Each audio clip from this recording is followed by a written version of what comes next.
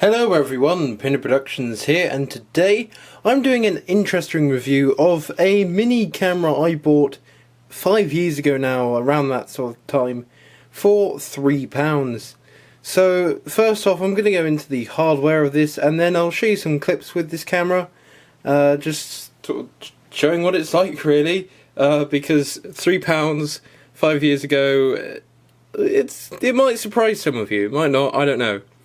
But let's go in. Basically, this is a hidden keychain camera. You have a lens there and your microphone. There's the mini USB, reset button, and a micro SD card slot, which currently has, behold, a 1GB micro SD card. Yes, that's how low the quality and file size of these images are. Now if you want to turn this on, there are two working buttons, only these two. These two do not work.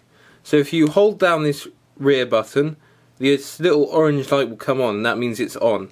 Now if you press this button at the top once, it will flash on and off, and it will take a picture. And then if you hold it, it will start a video.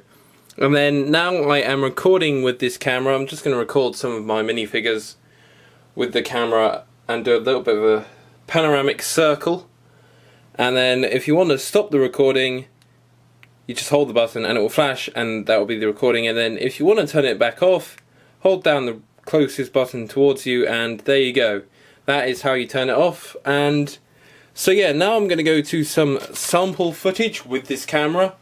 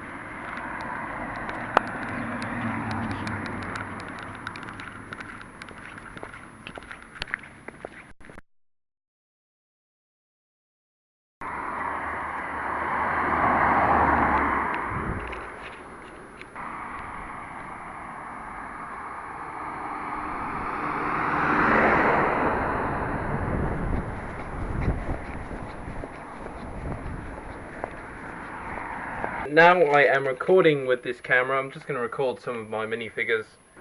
And so now I am testing the audio on my minicam out in the open of, well, the wild, I suppose, not indoors, with this audio clip.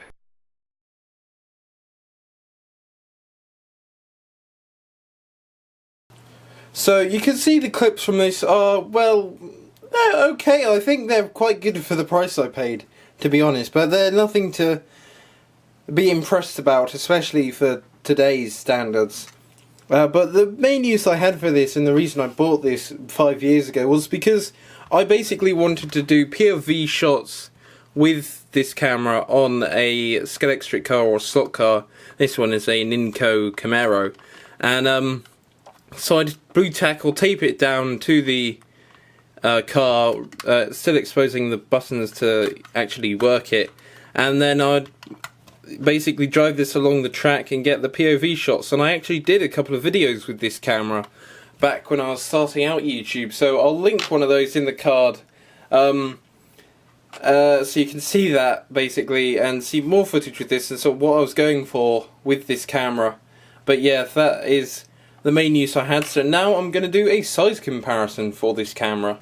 So for a size comparison, here is my Sig Fig, a Lego minifigure, and it is about the same length as one of these minifigures is tall, and about the same height as one of these is wide. Or, in other terms, 2 £1 coins long, I'd say, about 2 high. So it takes up the space of about £4 coins, if you imagine stacking 2 of those up, maybe 3, and then about 2 or 3 of these long. About that big, I suppose. I mean, it fits in the palm of your hand. It's designed to go on a keychain and be like a car key fob, so you're just like, oh, I've got my car keys, click, click, my car's unlocked.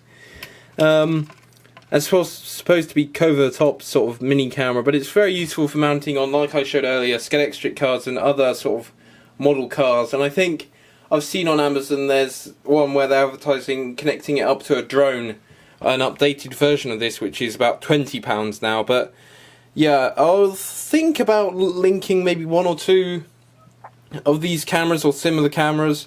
A 1080p one I saw, this was 720.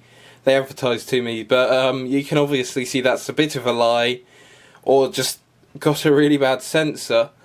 But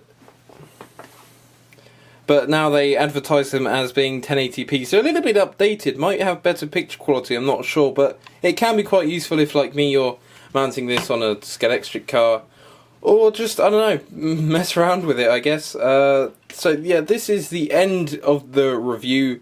Thank you everyone who has watched. If you want to, well, ask me any more questions about this camera, then just leave them in the comments below. Subscribe to the channel if you are new, and I will see you next time. Bye.